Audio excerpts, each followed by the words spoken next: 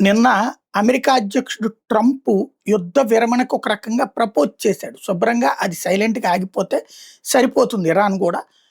కాకపోతే గొంతెమ్మ కోరికల రూట్‌లోనే ఉంది. ఒకటి ఇరాన్ సుప్రీమో చనిపోవడం, దానికి ప్రతీకారం తీర్చుకోవాలనుకోవడం ఓకే.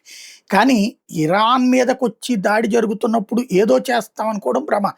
వచ్చిన నాలుగిటిని ఆపగలం తప్పించి. ప్రస్తుతం సంక్షోభాన్ని కంట్రోల్ చేయగలిగిన స్థితిలో ఇరాన్ ఉందా అంటే లేదు. తాజాగా ఇరాన్ అమెరికా అధ్యక్షుడికి జర్క్ ఇవ్వడం కోసం ఒక ఎత్తుగడ వేసింది. అదేంటయ్యా అంటే అటాక్స్. అమెరికాకి సంబంధించి ఒక పక్కన వాళ్ళ సైనిక అధికారులే కిను ఇరాన్ ప్రధానమంత్రికినే, ఇరాన్ అధ్యక్షుడికినే సంబంధం లేకుండా పోయింది. వరుసబెట్టి మళ్ళీ ఇరాన్ దాడులకి పాల్పడింది. బహ్రెయిన్ మీద దాడికి పాల్పడింది. అట్లాగే సౌదీ అరేబియా మీద దాడులు చేసింది. దుబాయ్ మీద దాడులు చేసింది.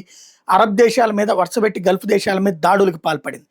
ఎడతెరిపి లేకుండా విరుచుకుపడింది మిస్సైల్స్తోనూ, డ్రోన్లతోనూ. అలాగే బహ్రెయిన్‌లో ఉన్నటువంటి మనామా మీదన దాడులకు చేసింది. ఇజ్రాయెల్ మీద దాడులు చేసింది. తద్వారా ఇరాన్ అయితే యుద్ధం విరమించడానికి సిద్ధంగా లేం, కొనసాగించడానికి సిద్ధంగా ఉన్నామన్నటువంటి సంకేతం ఇస్తోంది.